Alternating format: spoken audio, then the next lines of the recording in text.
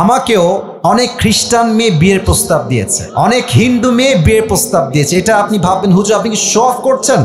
না, একটা মেসেজ আছে।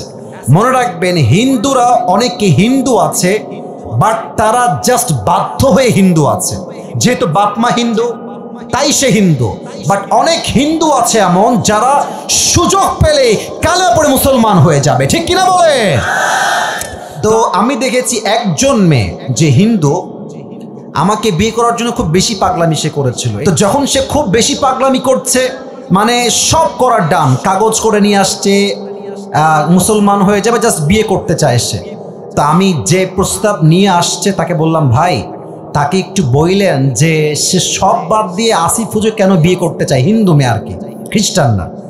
তো পরে ওই মেয়েটা আবার তাকে বলেছে যে আমার কিছু বিষয় খুব মানে দিলে লেগেছে ইসলামকে নিয়ে। কি বিষয়?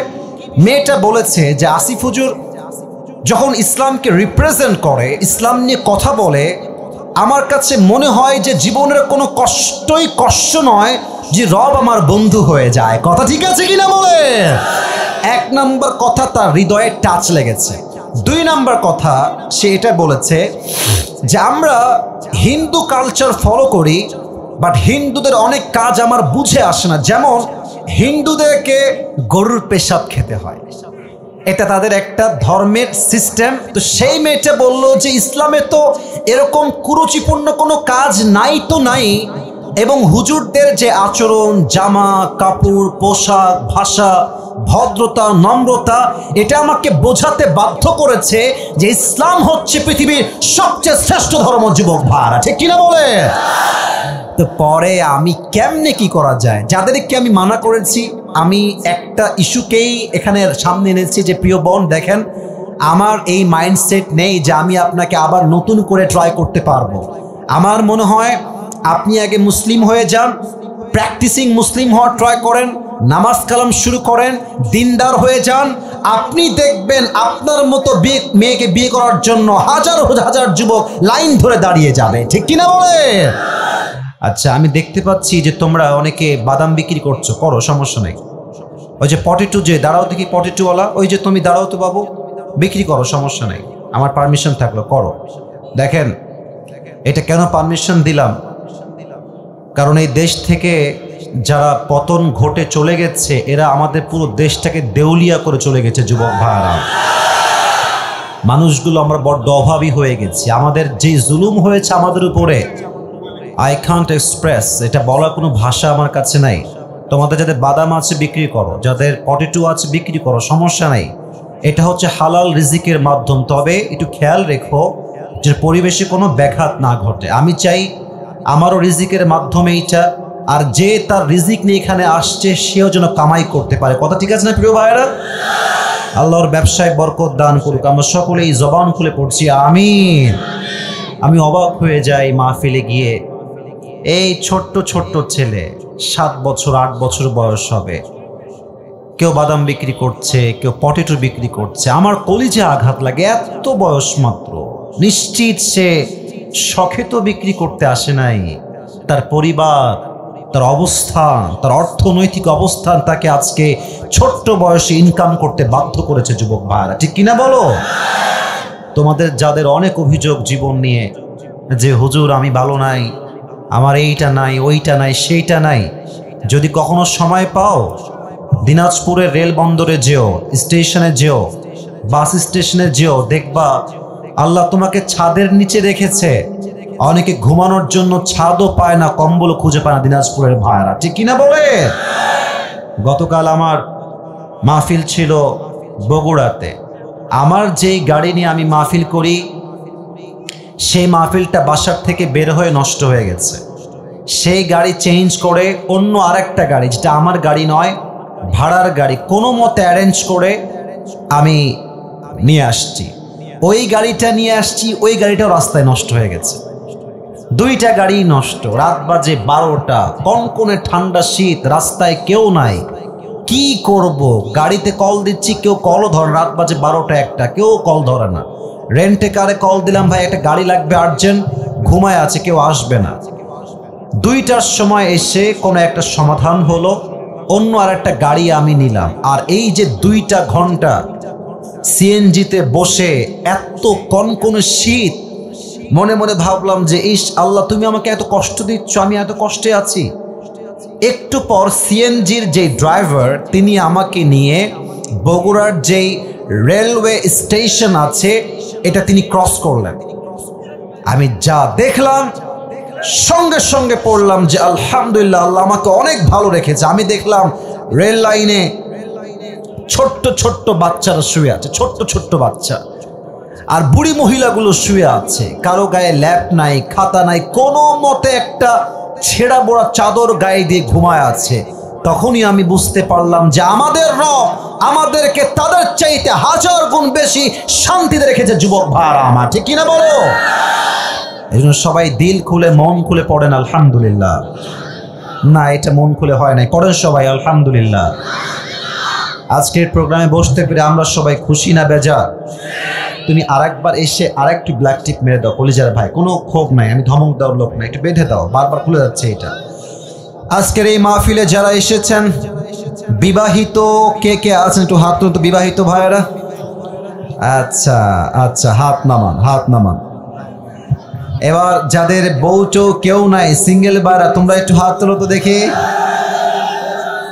ইন্না লিল্লাহ, আপনাদের কারো বউ নাই? সত্যি না মিথ্যা? আরে সত্যি সত্যি। আহা, বাবারা যারা এসেছেন হাত নামাও। আরে আর হাত তুলো না, হাত নামাও। বাবারা যারা এসেছেন, আমি সবাইকে একটা মেসেজ আজকে মাহফিলের শুরু দিতে চাই। মেহেরবানি করে এবারে শীতকাল যুবকদেরকে কম্বল দিয়ে নয়, চাদর দিয়ে নয়, ল্যাপ দিয়ে নয়, যুবকদের ঠান্ডা দূর হবে একমাত্র চরিত্রবান দিনদার নেককার বউ দিয়ে। যুবক ভাইরা আমার, আল্লাহ প্রত্যেকটা আব্বাজানদেরকে বোঝার তৌফিক দান করুক। আমরা সকলেই দিল খুলে পড়ছি আমিন। আব্বারা বোঝে না রে যে ছেলেটার বিয়ের বয়স হয়েছে রে। আহা, অনেক সময় বাবা বোঝে, বাট মেয়েরা বোঝে না। মেয়েরা খালি টাকা পাইলে বিয়ে করতে চায়, টাকা ছাড়া বিয়ে করতে চায় না। অনেক মেয়ে আছে দেখবা, টাকা পাইলে টাকলার সঙ্গে বিয়ের পিড়িতে বসে যায়। যুবক ভাই, এরকম মেয়ে তো দিনাজপুরে অন্তত পক্ষে নাই, নাই নাই নাই নাই। আরে নাই রে ভাই। আল্লাহ যেন হেদায়াত দান করে, সকলেই মন খুলে পড়না আমিন।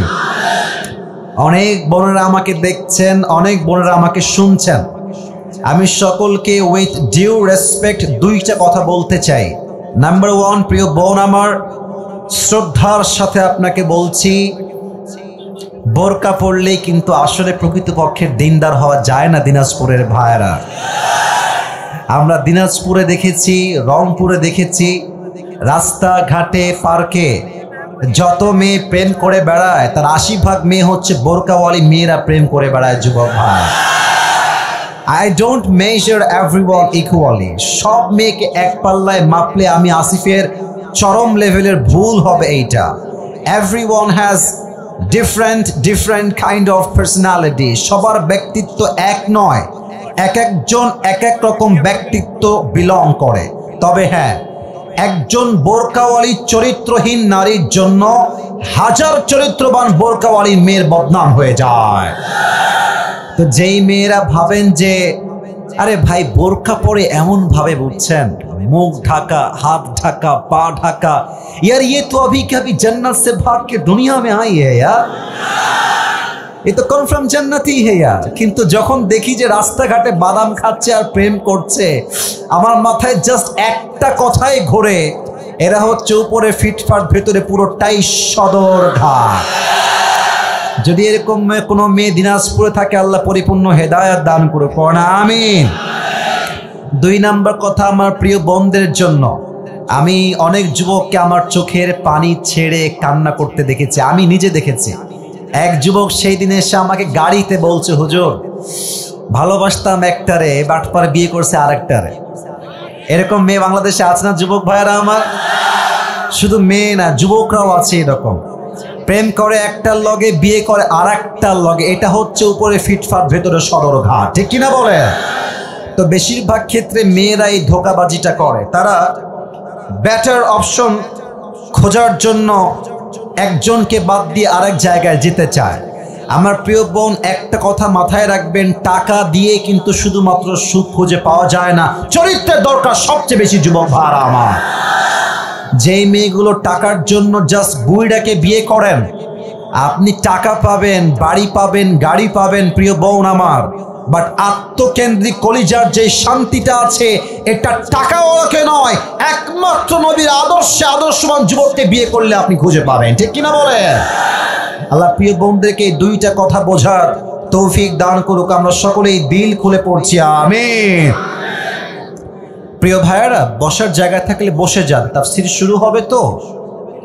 আমি তো বললাম বসে যেতে, বসে পড়েন, বসে পড়েন, জায়গা আছে, বসেন বসেন, বইসা যান, বসেন। আর কেউ ডান বাম করেন না, সবাই একটা কাশি দেন, তাকবীর দিবেন এমন ভাবে যেন প্রমাণ হয়ে যায় দিনাজপুরের সন্তান আমরা, কাপুরুষের সন্তান নই, আমরা সব বীর পুরুষের সন্তানগুলো এখানে বসে আছে। লিল্লাহি তাকবীর। বাবা রে বাবা, মাশাআল্লাহ, আরেকবার দেন, লিল্লাহি তাকবীর।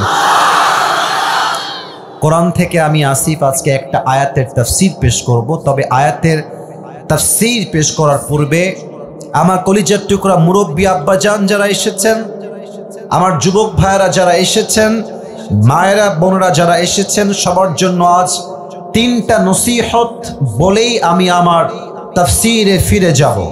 আপনারা সবাই শেষ পর্যন্ত দোয়া করে যাবেন তো ইনশাআল্লাহ? না আসতে বললেন কেন? সবাই বলেন ইনশাআল্লাহ। 3টা নসিহত সবার জন্য।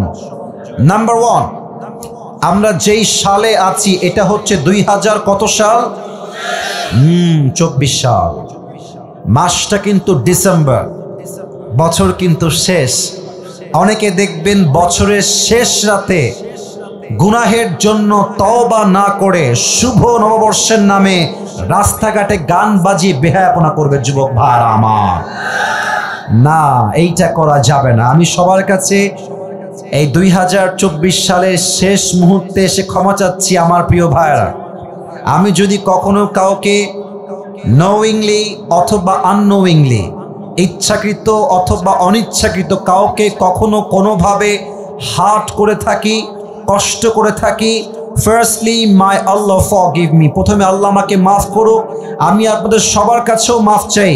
এর কারণ হায়াত দিন দিন শেষ হচ্ছে, কবে যে মারা যাব we don't know about it, এটা আমরা জানি না, এ বিষয়ে আমরা কিছু বুঝি না।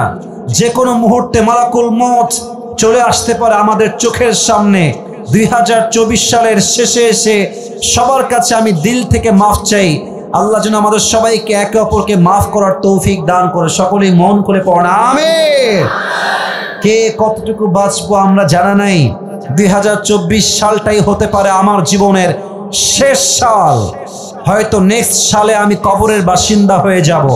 আপনারা আমাকে সবাই মাফ করে দিবেন, আমিও আপনাদের সবাইকে দিল থেকে মাফ করে দিলাম। বলেন সবাই আমিন। নাম্বার 1, মাফ চাইলাম। সবাই সবার কাছে মাফ চাইবেন, ভাই ভাইয়ের কাছে, বউ স্বামীর কাছে, স্বামী তার বউয়ের কাছে। আল্লাহ তৌফিক দান করুন, সকলে পড়া আমিন। 2 নাম্বার নসিহত আমার সমস্ত যুবকদের জন্য, মুরব্বীদের জন্য। আচ্ছা, আমরা তো সবাই মধ্যবিত্ত পরিবারের সন্তান, তাই না? আচ্ছা, আপনাদের কথা তো আমি শুনি নাই, আমরা সবাই মধ্যবিত্ত পরিবারের সন্তান না? আমি কোনো একটা ওয়াজে বলেছিলাম, আপনারা হয়তো অনেকে শুনেছেন, যে মধ্যবিত্ত পরিবারের সন্তান মানেই হচ্ছে এটা ব্র্যান্ড যুবক ভাড়া। এর কারণ হচ্ছে আপনি আমাদেরকে সাইকেল দিবেন তাও চলবে, বাইক দিবেন তাও চলবে, আপনি আমাকে কার দিবেন তাও চলবে, যদি বলেন যে হেঁটে হেঁটে আসতে হবে তাও চলবে। এর কারণ আমরা মধ্যবিত্ত পরিবারের সন্তান। আমাকে আপনি আলু ভর্তা দিবেন আমি তাও খাবো, ভাজি দিবেন তাও খাবো, ডাউল দিবেন তাও খাবো, গোস্ত দিবেন তাও খাবো।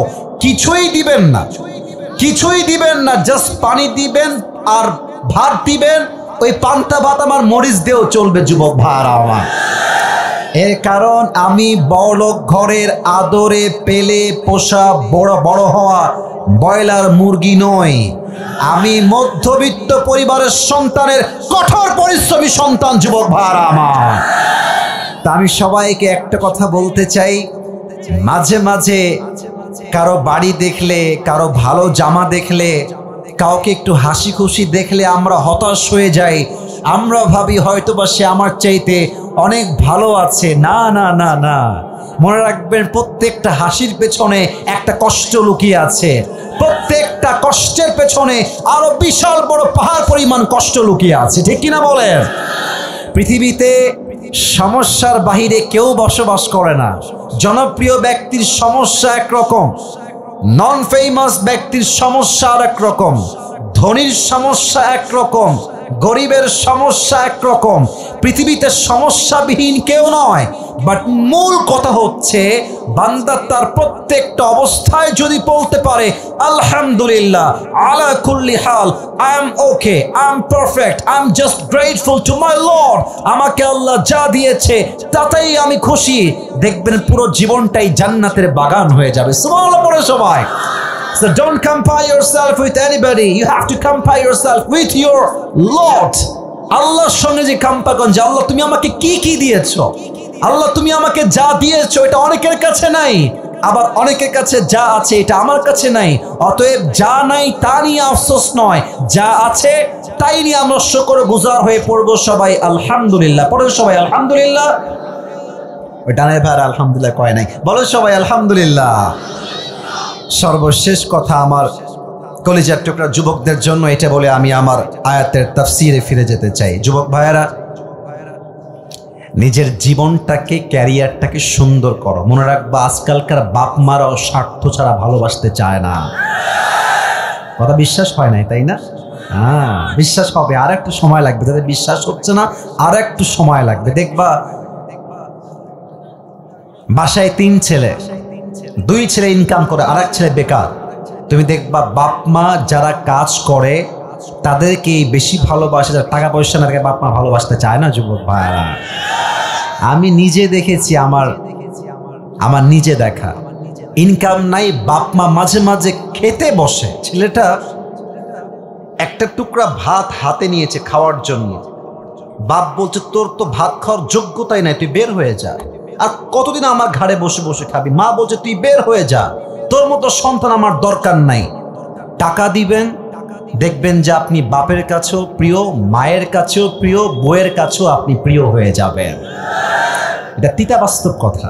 এই পৃথিবীতে প্রত্যেকটা সম্পর্ক টিকে আছে স্বার্থের উপরে। যুবক ভাইরা, স্বার্থ থাকলেই বলে আই লাভ ইউ, স্বার্থ ফুরাই গেলেই কয় I hate you.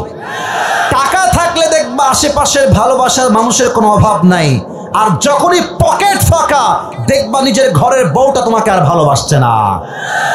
Focus on your career, স্বপ্নকে বড় করো। মনে রাখবা জীবনে কাজটা হচ্ছে সবচেয়ে বড় দামি জিনিস। যার আসল কাজ ঠিকঠাক, স্বপ্ন ঠিকঠাক, লক্ষ্য ঠিকঠাক, ক্যারিয়ার ঠিকঠাক, সফলতা ঠিকঠাক, ওকে কে ভালোবাসলো, কেউ ওরে ছাড়লো, কেউ ওকে গালি দিল, কেউ ওকে বদনাম করলো, ও চুল পরিমাণ কেয়ার করে না। ও ভাবে আমার অবস্থান ঠিক থাকলে কেউ আমার একটা চুল বাঁকা করতে পারবে না। ঠিক কিনা বলে? Focus on your career. আল্লাহ প্রত্যেকটা যুবককে সফল হওয়ার তৌফিক দান করো। সকলেই মন খুলে পড়না আমিন। ওই যে বলেছিলাম বিবাহিত কারা কারা আছেন 3টা তাকবীর দিবেন। প্রথম তাকবীর দিবেন প্রিয় বিবাহিত ভাইয়েরা, দ্বিতীয় তাকবীর দিবেন আমার প্রিয় সিঙ্গেল ভাইয়েরা। দেখবো কার জোর আজকে কত বেশি। বিবাহিত ভাইয়েরা কাশ দেন। আরে জোর নাই রে। বিবাহিত ভাইয়েরা তাকবীর দেন। লিল্লাহি তাকবীর। মোটামুটি চলে, খুব বেশি একটা ভালো মনে হয় নাই। সিঙ্গেলরা তোমরা এবার কাশি দাও। আরে সর্বনাশ। দেখা যাক কে পারে। মুরব্বীরা আপনারাই নাম্বার দিবেন। আমার আব্বাজান, কলিজার টুকরা মুরব্বী আব্বাজান, আপনি নাম্বার দিবেন, আমি আসিফ চুপ আছি। সিঙ্গেলরা তাকবীর দিবা। বিবাহিত ভাইরা কিপ কোয়াইট, কিপ সাইলেন্ট, চুপ থাকবেন। সিঙ্গেলরা তাকবীর দাও। লিল্লাহি তাকবীর। বিবাহিত ভাইরা আই এম সো সরি, আপনারা আমাকে মাফ করে দিবেন। আজকে আমার সিঙ্গেল ভাইরাই পাস করেছে। আরেকবার সবাই মিলে তাকবীর দিবেন এমন জোরে যে আমি আসিফ স্টেজ ভেঙে নিচে পড়ে যাব। দেন তাকবীর সবাই মিলে। লিল্লাহি তাকবীর। আল কোরআনের আলো মারাত্মক সাউন্ড ভাই, আবার দেন। আল কোরআনের আলো, আল হাদিসের আলো, কোরআন হাদিস যেখানে, আলেম ওলামা যেখানে, দিনাজপুরবাসী যেখানে, চিরির বন্দরবাসী যেখানে। আপনারা কি এখন কথা বলতে ভয়টাই পান নাকি? আরে ভয়ের দিন নাই। আল্লামা দেলোয়ার হোসেন সাইদি হুজুর একটা কথা প্রায় বলতেন যে বিড়ালের মতো 500 বছর বেঁচে থাকার কোনো দাম নাই, সিংহের মতো 1 ঘন্টা গর্জন দিয়ে আমরা বাঁচতে চাই।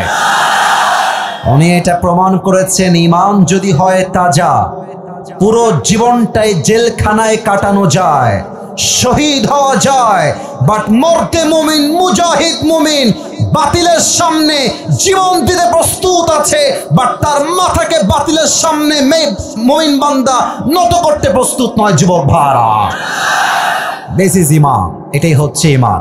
সেই ঈমান থেকে আজ কিছু কথা বলার চেষ্টা করব, সকলেই আমরা দিল খুলে বলছি ইনশাআল্লাহ।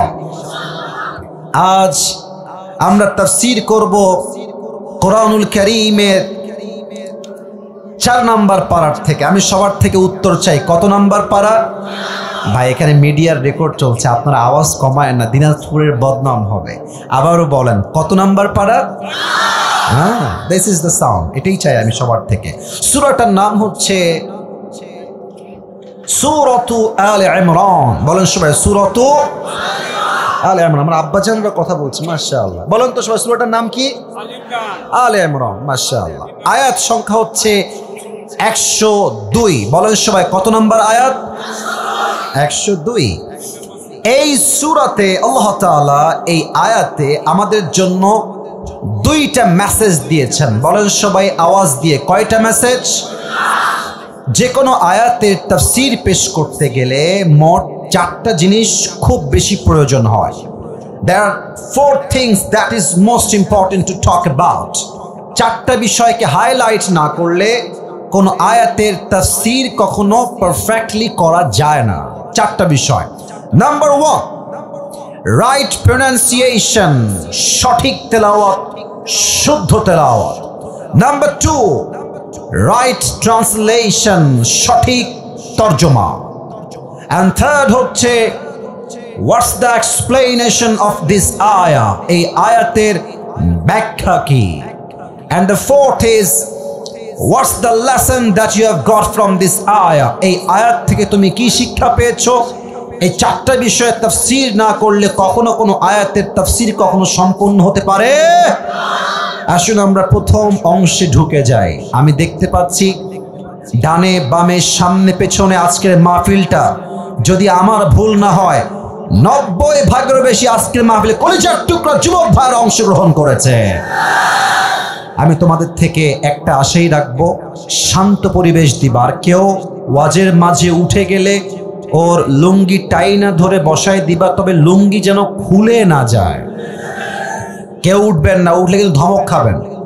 যারা বিক্রি করছেন তারা ব্যতীত কেউ উঠবেন না। তাকবীর দেন সবাই, লিল্লাহি তাকবীর। প্রথম চ্যাপ্টার তেলাওয়াত, আমি তেলাওয়াত করার ট্রাই করছি টু দ্য রাইট ওয়ে, সঠিকভাবে চেষ্টা করছি। আউযু বিল্লাহি মিনাশ শাইতানির রাজীম, বিসমিল্লাহির রহমানির রহিম। ইয়া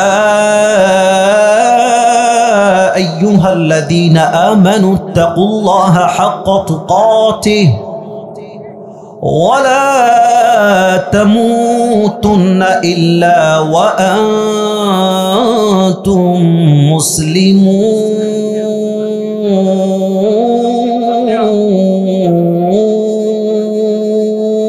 الله أكبر. সঠিক তেলাওয়াত। Now I will try my best to translation of this ayah, to translate of this ayah. আমি এই আয়াতের তরজমা করার ট্রাই করছি। আল্লাহ তাআলা বলছেন, O you who believed, fear your Lord as he should be feared. وَلَا تَمُوتُنَّ إِلَّا وَأَنْتُمْ مُسْلِمُونَ, and do not die except as a Muslim.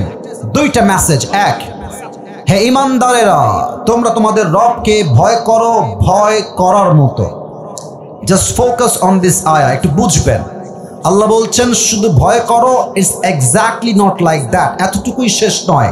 আল্লাহ বলছেন হাক্কা তুকাতিহ, ভয় করার মতো ভয় করো।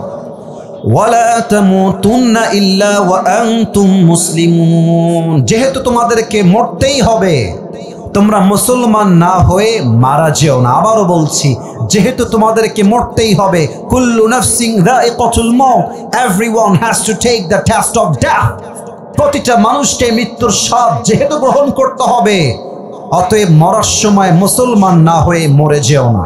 এই হচ্ছে আয়াতের সাবলীল তর্জমা, রাইট ট্রান্সলেশন। এবার আমরা আসব ব্যাখ্যা। প্রথমেই আল্লাহ তাআলা এখানে বলেছেন তাকওয়ার কথা। প্রথমে আমরা জানবো যে তাকওয়া কাকে বলা হয়, কোরআন তাকওয়া নিয়ে কি বলে, আল্লাহর হাবিব তার হাদিসে তাকওয়াকে কিভাবে হাইলাইট করেছেন, এই বিষয়টাকে আমরা হাইলাইট করার ট্রাই করব। ফার্স্ট অফ অল আমি তাকওয়ার বেনিফিটটা বলতে চাই, লাভ বলতে চাই। একটা ব্যবসা আপনি যখন করবেন, যদি আপনি জানেন যে ব্যবসাটা করলে আমি কোটি কোটি কোটি টাকার মালিক হয়ে যাব, দেখবেন ব্যবসা করতে আপনার আগ্রহ বেড়ে যাবে। কথা ঠিক আছে কিনা বলে? মনে করেন আপনাদের চিরিবন্দর বা দিনাজপুরে সবচাইতে ফেমাস ব্যবসা, যেটা প্রায় মানুষই করে থাকে, ব্যবসার নামটা কি বলেন তো? লিচু। আচ্ছা, দিনাজপুরের লিচু, তাই না? আচ্ছা, আপনি জানেন যে লিচুর ব্যবসা করলে আমার সিজনে প্রায় লাখ লাখ টাকা লাভ হবে, আপনার ইন্টারেস্ট বেড়ে যাবে, আগ্রহ বেড়ে যাবে। তো তাকওয়া অর্জন করলে লাভ কি, এটা জানলে আপনার তাকওয়া অর্জন করতে মনে চাইবে। আমি তাকওয়া অর্জনের 3টা লাভ বলবো কোরআন থেকে। বলেন সবাই, তো কয়টা? না, আমি শুনি নাই, আমাকে জোরে না বললে আমার ওয়াজ ভালো হয় না। বলেন সবাই, কয়টা? 1, যেই বান্দা তাকওয়া অর্জন করবে, আল্লাহ তাআলা বলছেন ওয়া মান ইয়াত্তাকিল্লাহা ইয়াজআল লাহু মাখরাজা, whoever fear of his Lord, যেই বান্দা আল্লাহকে ভয় করে, আল্লাহ will make a way out for them। যেই বান্দার মাঝে তাকওয়ার গুণ আছে, ওই বান্দা যত বিপদগ্রস্ত হোক, পরিবারের চাল নাই, ডাল নাই, ভাত নাই, ব্যবসায় বরকত নাই, টাকা নাই, বাড়ি নাই, গাড়ি নাই, ডেঞ্জার ডেঞ্জার, বিপদ আপদ বালার শেষ নাই, আল্লাহ বলছে আমার বান্দা যদি হয় তাকওয়াওয়ালা, ওকে বিপদ থেকে বের করার দায়িত্ব আমি আল্লাহ নিজেই নিয়ে নিলাম। সুবহানাল্লাহ পড়ে সবাই। 1 নাম্বার লাভ। আবার আল্লাহ তাআলা বলছেন ওয়ায়ারযুকুহু মিন হাইসু লা ইয়াহতাসিব, যেই বান্দার হৃদয়ে আল্লাহর ভয় থাকবে, তার যতই রিজিকের কমতি হোক না কেন, যতই অভাব হোক না কেন, আল্লাহ বলছেন আমি তাকে এমন জায়গার থেকে রিজিক প্রোভাইড করব, এমন জায়গার থেকে খাবার দিব, রিজিক দিব। লা ইয়াহতাসিব, they never could imagine before, এমন জায়গার থেকে রিজিক দিব, I will provide the sustenance from the sources they could never imagine before। এমন ভাবে আপনার সামনে রিজিক চলে আসবে, আপনি কল্পনাই করতে পারবেন না যে রিজিকটা আসলে আসলো কই থেকে, বাট দিয়েছে একজন। আওয়াজ দিয়ে বলেন সবাই, তিনি কে? 2 নাম্বার লাভ। 3 নাম্বার লাভ আরো মারাত্মক। আচ্ছা বলেন, দিনাজপুরের চির বন্দরের ভাইয়ারা, আমরা সবাই জান্নাত চাই কি চাই না? আমার আব্বা জানরা বলেছে, আপনারা আমার আওয়াজটা মনে হয় বোঝেন নাই। আমরা সবাই মুসলমান হিসেবে জান্নাত চাই কি চাই না? সূরাতুর রহমান 27 নম্বর পারা আল্লাহ তাআলা বলছেন ওয়ালিমান খাফা মাকামা রাব্বিহি জান্নাতান, for he who has feared the position of his Lord are 2 gardens। যেই বান্দা আল্লাহকে ভয় করে, কিয়ামতের দিবসে আল্লাহ তাআলা তার জন্য 2টা জান্নাতের ঘোষণা দিবে। আপনি একটা জান্নাতের মালিক হবেন না। আল্লাহ বলবে যেহেতু তোমার মাঝে আমার ভয় ছিল, তাকওয়া ছিল, আমি আল্লাহ তোমাকে আজকে 2টা জান্নাতের মালিক বানাই দিলাম। আল্লাহু আকবার। এই হচ্ছে তাকওয়া অর্জনের বেনিফিট বা লাভ। আচ্ছা, 5 আগস্টের আগে আমরা দেখেছি কয়েক দিনের মেয়র, কয়েক দিনের চেয়ারম্যান, বাপ রে বাপ, BMW কিনে ফেলেছে, ঢাকা শহরে ফ্ল্যাট হয়ে গিয়েছে। বুঝতে হবে দাল মে কুছ কালা তো জরুর হ্যায়। এখন আমরা দেখতে পাচ্ছি অনেকে নতুন করে পাখনা গজিয়েছে, তারা নতুন করে ইসলামকে আঘাত করতে চায়। মাথায় রাখবেন, সাইদি সাহেব বলেছিলেন, যারা তোমরা আমাদেরকে গালি দাও মৌলবাদী বলে, তারা হচ্ছে সবাই আগাবাদী। বলেন তো, গোড়ায় শক্তি বেশি হয় না আগায় শক্তি বেশি হয়? গাছের আগায় শক্তি বেশি না গোড়ায় শক্তি বেশি? সাইদি সাহেব বলতেন, বাড়াবাড়ি বেশি কইরো না, 16 কোটি মানুষ গাছের গোড়ায় একটা ঝাঁকুনি দিবে, মামুর বাড়ি দিল্লি গিয়ে তোমরা পড়বা, দিল্লি গিয়েই পড়েছে। অতএব স্পষ্ট কথা, আমার এই দেশে নেতার দাম বেশি নয়, মন্ত্রীর দাম বেশি নয়, যার টাকা বেশি তার দাম বেশি নয়, একমাত্র যে তার রবকে ভয় করে তার দাম আল্লাহর কাছে বেশি, মানুষের কাছেও বেশি হওয়া লাগবে। ঠিক কিনা বলেন? ইন্না আকরামাকুম ইনদাল্লাহি আতকাকুম, indeed the most noble of you is the most righteous of you। আল্লাহ তাআলা বলছেন, তোমাদের মাঝে সবচেয়ে সেরা ইন সাইট অফ আল্লাহ সুবহানাহু ওয়া তাআলা, আল্লাহর কাছে সে যার হৃদয়ে ভয় আছে। এক সত্তার আওয়াজ দিয়ে বলেন সবাই, তিনি কে? যাদের হৃদয়ে আছে আল্লাহর ভয়, তারা কভু পথ ভুলে যায় না। আল্লাহর প্রেম ছাড়া এই দুনিয়ায় কারো কাছে কোনো কিছু চায় না। ঠিক কিনা বলেন? রাতের আধারে যারা সিজদাতে রয়, দু চোখের অশ্রুতে নদী যেন বয়, ছলনার হাত ছানি যতই আসুক, ছলনার হাত ছানি যতই আসুক, পেছনে ফিরেও সে তাকায় না। পড়েন না সবাই, যাদের হৃদয়ে আছে আল্লাহর ভয়, তারা কভু পথ ভুলে যায় না। আল্লাহর প্রেম ছাড়া এই দুনিয়ায় কারো কাছে কোনো কিছু চায় না। ঠিক কিনা বলে? এবার আসুন, তাকওয়া কাকে বলে? তাকওয়ার আমি আসিফ হুজুর আজকে চিরিবন্দরের মাটির তাকওয়ার আমি 2টা ডেফিনেশন দিব, 2টা সংজ্ঞা। বলেন সবাই, কয়টা? 2টা। এক, উবাই ইবনে কাব রাদিয়াল্লাহু তাআলা আনহুকে একবার ওমরে ফারুক ডাক দিয়ে বললেন, হে উবাই ইবনে কাব, তুমি আমাকে বলো তো, মা তারিফুত তাকওয়া, what is the definition of তাকওয়া? তাকওয়া কাকে বলে? হ্যাঁ, এদিকে ড্রোন মনন না, এদিকে তাকাও সবাই, আমার দিকে তাকান সবাই। উবাই ইবনে কাবকে ওমর বললেন, হে উবাই ইবনে কাব, আমাকে বলো তাকওয়া কাকে বলা হয়? উবাই ইবনে কাব বললেন, ইয়া ওমর, ইয়া খলিফাতুল মুসলিমিন, আপনি কি কখনো কাঁটাযুক্ত রাস্তায় হেঁটেছেন, চতুর্পাশে কাঁটা আর সাপ বিচ্ছু? বলছে, ইয়েস, আমি অনেকবার জঙ্গলে হেঁটে এসেছি। বাট কেন? বলছে, আপনি জঙ্গলে যখন কাঁটা থাকে আপনি হাঁটেন কেমন করে, আপনার হাঁটার স্টাইল ছিল কেমন করে? তো ওমরে ফারুক বললেন যে আমি পা তুলতে পারছি না, সরি, জুতা, এটা আমি পরি বুট জুতা, যাতে করে কোনো কাঁটা ভেতরে ঢুকে না যায়। আর আমি আমার হাতে অলওয়েজ একটা লাঠি রাখি, যদি কোনো সাপ বা বিচ্ছু আমাকে অ্যাটাক করতে আসে, আমি সাপকে লাঠি দিয়ে প্রতিহত করব। উবাই ইবনে কাব বললেন, that is the definition of তাকওয়া, এটাই হচ্ছে তাকওয়া। ওমরে ফারুক বললেন, এটা কেমনে? লা মুহাল, এটা তাকওয়ার সংজ্ঞা হয় কেমনে? প্লিজ এক্সপ্লেইন টু মি, ব্যাখ্যা করেন, এটা ব্যাখ্যা আসলে কি? এবার উবাই ইবনে কাব ডাক দিয়ে বলছে, ইয়া ওমর, ইয়া খলিফাতুল মুসলিমিন, এই দুনিয়ার জমিনে যখন আপনি চলতে যাবেন, একদিকে আছে হালাল আর একদিকে আছে হারাম।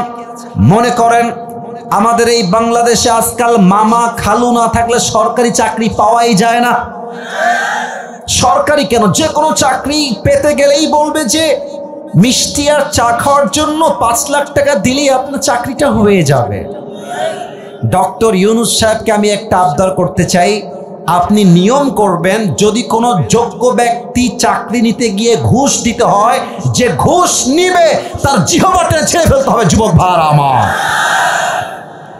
চাকরি হচ্ছে হালাল, বাট ঘুষ দিয়ে চাকরি নাও এটা হচ্ছে হারাম। তো চাকরিও হালাল, ঘুষ নেওয়া হচ্ছে হারাম। যদি আপনি চাকরি করতে চান আপনি হালাল ভাবে করবেন। ঘুষ যদি আপনি না দিয়ে চাকরি করেন এটা হচ্ছে তাকওয়া। আপনি বলবেন যদি আমাকে ঘুষের টাকা দিয়ে চাকরি নিতে হয় ওই চাকরি আমার দরকার নয়, আমি ভ্যান চালায় খাবো, আমি ধান কেটে খাবো, আমি রিক্সা চালায় খাবো, বাদাম বিক্রি করে খাবো, বাট আমি মুসলমান ঘরের সন্তান, আমি হারামকে অর্জন করতে পারবো না। ঠিক কিনা বলে? দিস ইজ তাকওয়া। হারামকে অ্যাভয়েড করবেন। আমি আবারও বলছি, তাকওয়া বুঝবেন, হারামকে ফেলাই দিবেন, হালালকে অ্যাকসেপ্ট করবেন, এটাই হচ্ছে তাকওয়া। আচ্ছা, আপনাদের চিরিরবন্দর দিনাজপুরে বিয়ে শাদী হয় না? আরে না হইলে আপনারা আসলেন কই থেকে রে ভাই? কথা কোন হয় না? হয়। আপনারা দেখবেন মুরব্বী আব্বাজান যারা আছেন, আমার আব্বাজানেরা, মুরব্বীরা, আমাকে এই চ্যাপ্টারে একটু মাফ করবেন। মুরব্বী আব্বাজান যারা এসেছেন, আমি আপনার কাছে আপনার পায়ে হাত রেখে আগেই মাফ চাচ্ছি। আমি আপনাদের কাউকে চিনি না, কারোর সঙ্গে আমার কোনো শত্রুতা নয়, একদমই নেই। দেখবেন মুরব্বী আব্বাজান 5 ওয়াক্ত নামাজ পড়ে, বাট মেয়ের বিয়েতে ডিজে বক্সে গান বাজিয়ে মেয়ের বিয়ে দেয়। তা আমি একজন বাবাকে, মুরব্বী চাচা দাড়িওয়ালা, বললাম যে আব্বাজান আপনি একজন হাজী সাহেব, আপনি 5 ওয়াক্ত নামাজ পড়েন, আপনার মেয়ের বিয়েতে ডিজে বক্স কেন আব্বাজান? তা আমাকে বলছে হুজুর একটা মাত্র মেয়ে ডিজে গান না বাজালে কি বিয়েটা জমে? আহা আব্বাজান আপনি কি ভাবলেন? বিয়েটা হচ্ছে হালাল আর ডিজে বক্স হচ্ছে হারাম। আপনি একটা পবিত্র কাজ করতে গিয়ে ডিজে বক্স আনলেন, আপনার মেয়ের সংসার তো আপনি আগেই বরকতবিহীন করে ফেললেন যুবক ভাই। ঠিক কিনা বলেন? হালালকে অ্যাকসেপ্ট করতে হবে, হারাম থেকে বাঁচতে হবে। নাম্বার 1 ডেফিনেশন অফ তাকওয়া, এটাই হচ্ছে তাকওয়া। 1 নাম্বার। 2 তাকওয়া মানে হচ্ছে রাত হচ্ছে অন্ধকার, রাত বাজে 2টা, আমার রুমের গেট লাগানো, জানালা লাগানো, আমি শুয়ে শুয়ে পর্নোগ্রাফি দেখছি, ব্লু ফিল্ম দেখছি, হিন্দি সিনেমা দেখছি, আমার দরজা বন্ধ, জানালাও বন্ধ, বাট এই রাত 2টার সময় আমাকে কেউ না দেখলেও আরশে আজিম থেকে দেখছে একজন। আওয়াজ দিয়ে বলেন সবাই, তিনি কে? এটাই তাকওয়া। No one can see, but Allah is observing us in every single moment, every single time. প্রতিটা মুহূর্তে আমাকে পর্যবেক্ষণ করছেন। 1 সত্তা। আওয়াজ দিয়ে বলেন সবাই, তিনি কে? একজন যুবক সেদিন একটা কথা বলল, আমার কলিজায় এসে কথাটা আঘাত করেছে। সময় খুবই কম, শর্টকাটে বলার ট্রাই করছি। যুবকটা বলল হুজুর রাত বাজে 1টা বা 2টা, বলেন তো সবাই রাত বাজে 1টা বা, এটা কিন্তু আমি মজা নেওয়ার জন্য বলছি না, আমি হাদিসটাকে বাস্তবিক প্রেক্ষাপট থেকে বোঝাবার ট্রাই করছি। তো যুবক বলল হুজুর আমি একজন এমন যুবক যেই যুবকটা পর্নোগ্রাফির নেশায় আসক্ত, পর্ন ভিডিও না দেখলে আমার রাতের বেলা ঘুমই আসে না, এটা আমার বাজে একটা নেশা। তা আমি বললাম কি হয়েছে বলো, কি সমস্যা? তো সে বলল হুজুর রাতের বেলা আমি পর্নোগ্রাফি দেখছি, রাত বাজে 1টা বা 2টা, বাসায় আমার মাও নাই বাবাও নাই, নো ওয়ান ইজ দেয়ার, কেউ নাই বাসায়, আমি একা, রুমের লক করা, সব window is locked and the gate is also locked, সব বন্ধ করা, আমার কানে হেডফোন দেওয়া। হঠাৎ করে পর্নোগ্রাফি দেখতে দেখতে একটা ঠাস করে আমার কানে শব্দ আসলো। আমি সঙ্গে সঙ্গে মোবাইল ফোনটা অফ করে দিয়ে রেখে দিলাম। ভেবেছি বাপ মা কেউ চলে আসছে, মনে হয় দেখে ফেলবে আমাকে পর্নোগ্রাফি দেখা অবস্থায়, আমার মান সম্মান নষ্ট হয়ে যাবে। আমি ভয়ে থরথর করে কাঁপছি, কে আসলো, কে আমাকে দেখে ফেললো মনে হয়। গেট খুলে দেখছি আওয়াজটা আসছে একটা ছোট্ট ক্যাট, ছোট্ট বিড়ালের মাধ্যমে। বিড়ালটা ওখানে দাঁড়ায় আছে। আমার মাথায় টনক নড়লো, ইস রে, একটা বিড়ালের শব্দে আমার আত্মা কেঁপে উঠলো, আমার সম্মানের ভয় লাগলো। বাট আমি যে পর্নোগ্রাফি দেখছি, কোথায় সেই বিড়াল আর কোথায় আমার রব? আমাকে তো প্রত্যেকটা মুহূর্তে আমার রব পর্যবেক্ষণ করছে। যুবক ভাইরা, কথা ঠিক আছে কিনা বলো সবাই আমাকে। এটা ভেবে আমার কলিজা আঘাত লাগলো, হুজুর যে আল্লাহ তো আমাকে দেখছে, আমি আল্লাহকে ভয় পাইলাম না, আমি বিড়ালকে ভয় পাইলাম। ওই দিন থেকে আমি তওবা করেছি, আজ অবধি কখনো আমি আর পর্নোগ্রাফি দেখি নাই। সুবহানাল্লাহ পড়বেন না আপনারা সবাই? আচ্ছা, আপনারা যুবকরা মুরব্বীরা চিনবেন হয়তোবা, পাকিস্তানের একজন টপ ফেমাস স্কলার, তার নাম হচ্ছে মাওলানা তারিক জামিল। কেউ শুনছেন নামটা? পাকিস্তানের একজন টপ ফেমাস স্কলার। আমি আসিফের তো জামা কাপড়ের রং ঢঙের শেষ নাই, সানগ্লাস একরকম, টুপি একরকম, জুব্বার একরকম, ব্লেজার একরকম। আমরা একটু স্টাইলিশ, কোয়ালিফাইড, মডার্ন হওয়ার ট্রাই করি। বাট মাওলানা তারিক জামিল একদম সাদা সিধে মানুষ, অলওয়েজ সাদা পাঞ্জাবি, অলওয়েজ সাদা পায়জামা, অলওয়েজ সাদা পাগড়ি। কালকে বা কয়েকদিন আগে আমি তার ইউটিউবে একটা লেকচার শুনছিলাম অ্যাবাউট তাকওয়া, তাকওয়া নিয়ে। উনি একটা বাস্তবিক ঘটনা বললেন, আমি জাস্ট তাকওয়াকে বোঝাবার জন্য বলতে চাই। বলা যাবে নাকি যাবে না? পেছনে পারমিশন পাইছি, সামনে আওয়াজটা বেশি একটা কানে আসে নাই। বলা যাবে কি যাবে না? উনি বললেন, যেহেতু উনি পাকিস্তানের মানুষ, তো ওনার কথা কিন্তু উর্দু ভাষায় ছিল। আমি জাস্ট বোঝাবার স্বার্থে মাঝে মাঝে কথাগুলো কোট করার ট্রাই করছি।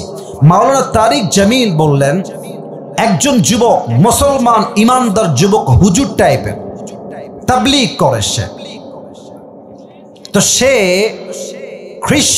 খ্রিস্টানদের মিশনারি যে হসপিটাল থাকে ওখানে ভর্তি হয়েছে রোগের চিকিৎসার জন্য। এবার বলেন তো, খ্রিস্টানদের যে হসপিটালগুলো থাকে ওখানকার নার্স যারা হয়, নার্স, তারা কি মুসলমান হয় না খ্রিস্টান হয়? এই তো বুঝে গেছেন, মুসলমান হয় না খ্রিস্টান হয়?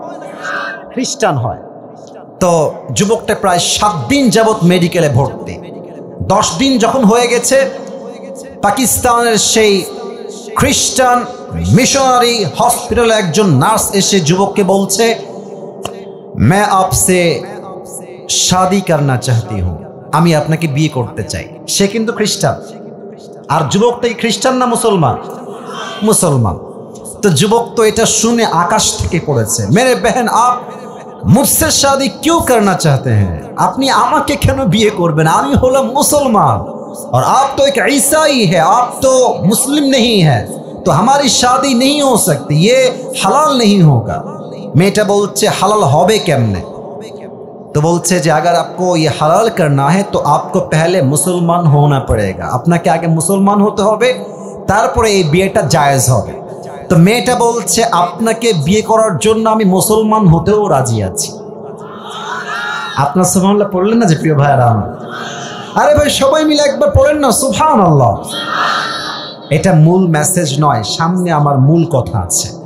তো যুবকটা অবাক হয়ে গেল যে একজন সুন্দরী খ্রিস্টান নারী আমার মতো হুজুরকে কেন বিয়ে করতে চায়। তো উনি বললেন যে बहन जी मुझे एक सवाल है, क्या मैं कर सकता हूँ सवाल? मैं बोल बोलें की प्रश्न? तो যুবক বলছে, यहाँ पे हजारों लड़के हैं, आप मुझे ही क्यों शादी करना चाहती हैं? আপনি আমাকে কেন বিয়ে করবেন? তো মেয়েটা এক অসাধারণ কথা বলেছে, बोलছে मैं एक नर्स हूँ और यहाँ का सबसे खूबसूरत नर्स मैं ही हूँ और मुझसे ज्यादा खूबसूरत कोई भी यहाँ पे नहीं है।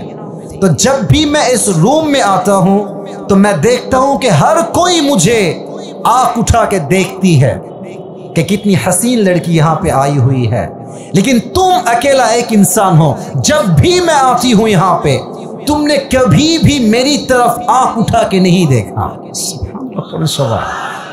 আমি দেখেছি প্রত্যেকটা যুবক আমি রুমে আসলে ফেল ফেল ফেল ফেল করে তাকায় থাকে, কত সুন্দরী মেয়ে আসছে, বাট তোমাকে আমি দেখেছি তুমি কখনো একটা পলক আমার দিকে চোখ তুলে কখনো তাকাও না। তো আমি একজন মুসলমানকে বললাম যে যুবকরা আমাদের দিকে তাকায় না কেন, এই যুবক আমাকে দেখে না কেন? তো সে আমাকে বলল যে তারা তাদের রবকে ভয় করে, তারা জানে আমি যদি হারাম ভাবে কোনো মেয়েকে তাকাই থাকে দেখি, আমাকে কেউ না দেখলেও দেখে একজন, তিনি কে? तो मैंने सोचा कि जिस नौजवान के अंदर खुदा के लिए इतना खौफ है, इतना डर है उसके दिल में खुदा के लिए, तो अगर वो मुझसे शादी कर ले तो मैं तो खुशनसीब बन जाऊंगा। अरे जे যুবকটা হৃদয় আল্লাহর প্রতি এত ভালোবাসা, আল্লাহর প্রতি এত ভয়, ওই যুবক তো বিয়ে করে আমাকে কখনো ঠকাইতে পারবে না, ঠিক কিনা বলে? সেই মেয়েটা সেখানে কালেমা পড়ে মুসলমান হয়ে গিয়েছে এবং যুবককে বিয়ে করে একজন শ্রেষ্ঠ আদর্শবান নারী হয়ে গিয়েছে। সুবহানাল্লাহ পড়বেন না আপনারা? কেমনে হইল এটা? তাকওয়া। আর একটা কথা আজকে বলেই ফেলি, যেটা কখনো আগে বলি নাই, এটাই ফার্স্ট টাইম বলছি। আমাকেও অনেক খ্রিস্টান মেয়ে বিয়ের প্রস্তাব দিয়েছে, অনেক হিন্দু মেয়ে বিয়ের প্রস্তাব দিয়েছে। এটা আপনি ভাববেন হুজুর আপনি কি শো অফ করছেন? না, একটা মেসেজ আছে। মনে রাখবেন, হিন্দুরা অনেকে হিন্দু আছে, বাট তারা জাস্ট বাধ্য হয়ে হিন্দু আছে। যেহেতু বাপ মা হিন্দু তাই সে হিন্দু। বাট অনেক হিন্দু আছে এমন যারা সুযোগ পেলে কালেমা পড়ে মুসলমান হয়ে যাবে। ঠিক কিনা বলে? তো আমি যারা প্রস্তাব দিয়েছেন, আমি এটা মানে মিডিয়ার সামনে আজকে জীবনের প্রথম বললাম। আমি এটা বললাম এটার জন্য যে দেখেন, আপনার আচরণ, আপনার কথা, আপনার কমিউনিকেশন, আপনার চরিত্র এতটা সুন্দর হতে হবে যেন বিধর্মীরা আপনার আচরণ দেখে কালেমা পড়ে মুসলমান হতে আগ্রহী হয়। কথা ঠিক আছে কিনা বলে? তো আমি দেখেছি একজন মেয়ে যে হিন্দু আমাকে বিয়ে করার জন্য খুব বেশি পাগলামি সে করেছিল। এটা আমি আবারও বলছি, আজকে ফার্স্ট টাইম বলছি, জাস্ট বোঝাবার স্বার্থে যে ইসলামটা কত সুন্দর একটু বোঝার ট্রাই করেন। তো যখন সে খুব বেশি পাগলামি করছে, মানে সব করার ডান, কাগজ করে নিয়ে আসছে, মুসলমান হয়ে যাবে, জাস্ট বিয়ে করতে চায় সে। তা আমি যে প্রস্তাব নিয়ে আসছে তাকে বললাম, ভাই তাকে একটু বললেন যে সে সব বাদ দিয়ে আসিফ হুজুর কেন বিয়ে করতে চায়, হিন্দু মেয়ে আর কি, খ্রিস্টান না। তো পরে ওই মেয়েটা আবার তাকে বলেছে যে আমার কিছু বিষয় খুব মানে দিলে লেগেছে ইসলামকে নিয়ে। কি বিষয়? মেয়েটা বলেছে যে আসিফ হুজুর যখন ইসলামকে রিপ্রেজেন্ট করে, ইসলাম নিয়ে কথা বলে, আমার কাছে মনে হয় যে জীবনের কোনো কষ্টই কষ্ট নয় যে রব আমার বন্ধু হয়ে যায়। কথা ঠিক আছে কিনা বলে? এক নাম্বার কথা, তার হৃদয়ে টাচ লেগেছে। দুই নাম্বার কথা, সে এটা বলেছে যে আমরা হিন্দু কালচার ফলো করি, বাট হিন্দুদের অনেক কাজ আমার বুঝে আসে না। যেমন হিন্দুদেরকে খুব ভালো মুসলমান হতে হলে গরুর পেশাব খেতে হয়, এটা তাদের একটা ধর্মের সিস্টেম। ভালো মুসলিম হতে চাইলে গরুর পেশাব খেতে হয়।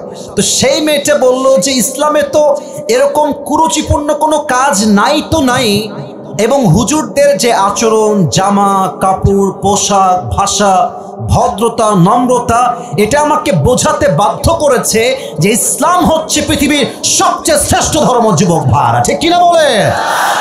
তো পরে আমি কেমনে কি করা যায়, যাদেরকে আমি মানা করেছি, আমি একটা ইস্যুকেই এখানে সামনে এনেছি যে প্রিয় বোন দেখেন, আমার এই মাইন্ডসেট নেই যে আমি আপনাকে আবার নতুন করে ট্রাই করতে পারবো।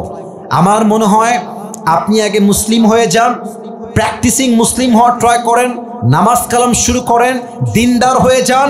আপনি দেখবেন আপনার মতো মেয়েকে বিয়ে করার জন্য হাজার হাজার যুবক লাইন ধরে দাঁড়িয়ে যাবে। ঠিক কিনা বলে?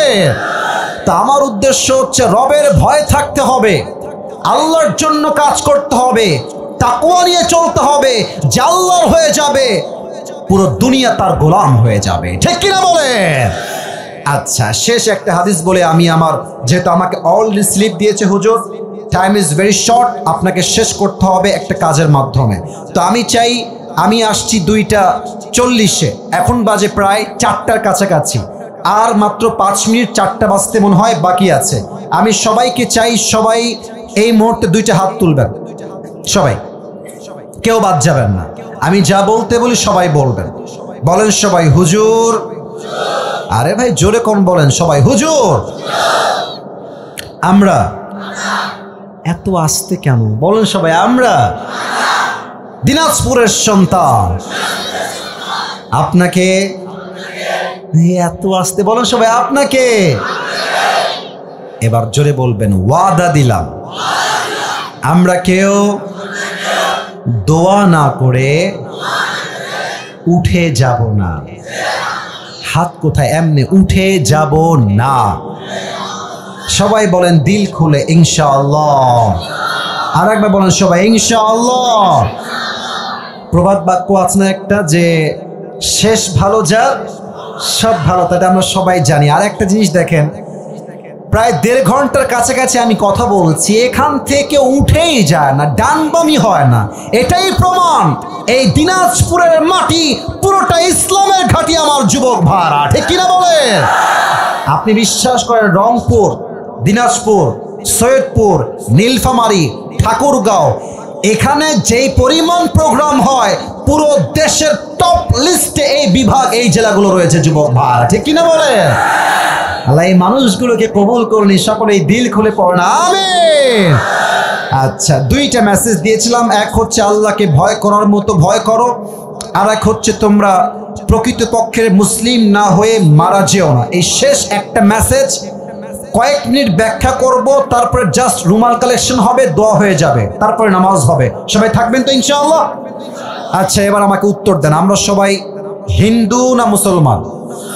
ভাই ভাই শেষ কথা, ভাই শেষ টপিক, কথা বলেন সবাই, আমরা হিন্দু না মুসলমান? আমরা খ্রিস্টান না মুসলমান? আরে মিয়া গৌরব নিয়ে বাঘের মতো করে, আমরা সবাই বৌদ্ধ না মুসলমান? তো আল্লাহ কেন বললেন যে তোমরা মুসলমান না হয়ে কবরে এসো না? আমরা তো মুসলমান, তবু আল্লাহ বললেন তোমরা মুসলমান না হয়ে কবরে এসো না। কেন? ব্যাখ্যা আছে। প্রিয় ভাইরা আমার, আমাদের দেশ হচ্ছে বাংলাদেশ।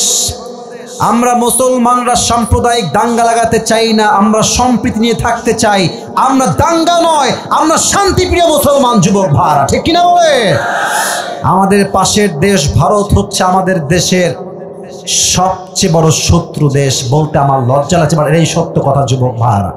আর আর আর ভারতের যে সাংবাদিকগুলো নিউজ রিপ্রেজেন্ট করে মিডিয়ার সামনে, তোমরা আমার কথার ভাঁজ বুঝবা, এদেরকে সাংবাদিক মনে হয় কম, হকার মনে হয় বেশি যুবক ভাই।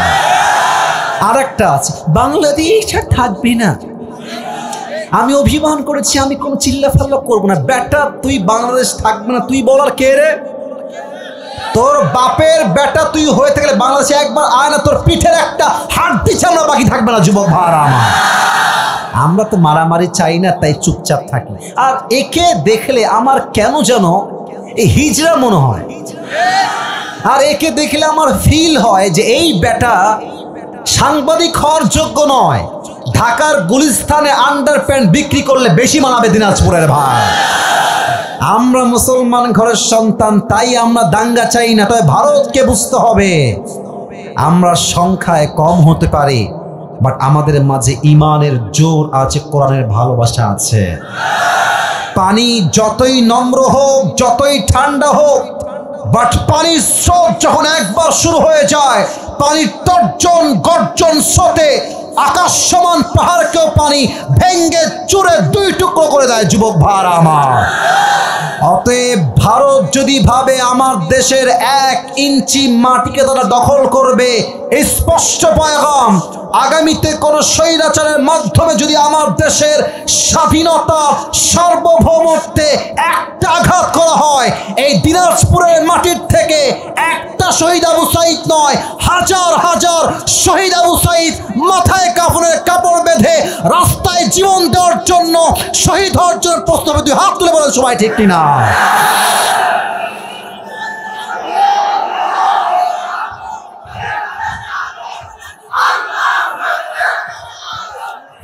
এটা এটা শুধু দিনাজপুরের মাটি নয়, এটা রংপুরের মাটি। কারণ দিনাজপুর হচ্ছে রংপুর বিভাগের মধ্যে পড়ে, কথা ঠিক আছে কিনা বলেন সবাই আমাকে? আর রংপুরের নাম শুধুমাত্র আজকে বাংলাদেশে নয়, গোটা বিশ্বের প্রত্যেকটা কান্ট্রিতে রংপুরের নাম পৌঁছে গিয়েছে যুবক ভাইরা আমার। এই বাংলাদেশ দ্বিতীয়বার স্বাধীন হয়েছে, এই স্বাধীনতার সূচনার দ্বিতীয় ইতিহাস তৈরি হয়েছে রংপুরের শহীদ আবু সাঈদের মাধ্যমে। যদি আগামীতেই বাংলাদেশে ইসলামের রাজ কায়েম হয়, ইসলামের পতাকা যদি পকপক করে উঠতে হয়, রংপুরের মাটির থেকে ইসলামের পতাকা, কালিমার পতাকা পকপক করে যুবক ভাইরা আমার। আর একটা কথা সবাইকে বলতে চাই, শেষ কথা, আল্লাহ বলছেন মুসলমান না হয়ে কবরে এসো না। অতএব আমরা হয়তো মুসলমান নামে হয়েছি, কাজে হতে পারি নাই, দাড়িও আছে, টুপিও আছে, সুদ খাই, ঘুষও খাই, এটার নাম আসল মুসলমান নয়। মুসলমান হবে সেই মুসলমান, আসল মুসলমান, যার সামনে বাতিলের মসনদ থরথর করে কাঁপবে, বা সেই মুসলমান বাতিলের সামনে মাথা ধরতে প্রস্তুত হবে না। ঠিক কিনা বলে? আল্লামা মামুনুল হক সাহেব নাম শুনছেন আপনারা সবাই? আমির হামজা হুজুর নাম শুনছেন না আপনারা সবাই? মিজানুর রহমান আজহারি নাম শুনছেন না আপনারা সবাই? তাদের কাউকে দেশ ছাড়া করে, কাউকে মাতৃভূমির মাটিতে জেলখানায় ভরে তারা ইসলামকে দমন করতে চেয়েছে। বাট 5 আগস্টের পরে স্পষ্ট প্রমাণ হয়ে গিয়েছে যারা ইসলামকে নির্বংশ করতে চায় আল্লাহ তাদেরকে নির্বংশ করে রেখে দেয়। যুবক ভাইরা আমার, আজহারি আবার এই মাস থেকে তাফসীর মাহফিল শুরু করবে 27 ডিসেম্বর থেকে। আমাদের বিশ্বাস এই পুরো বাংলাদেশ ইসলামের রাজ্য কায়েম হয়ে যাবে ইনশাআল্লাহ। আর যদি এই বাংলাদেশে ইসলামের রাজ কায়েম করতে, কোরআনের রাজ কায়েম করতে বুকের তাজা রক্ত ঢালতে হয়, এই বুকের তাজা রক্ত ঢেলে এই দেশের মাটিতে আল্লাহর রাজ কায়েম করতে কারা কারা প্রস্তুত, হাত তুলে আল্লাহকে দেখা দাও।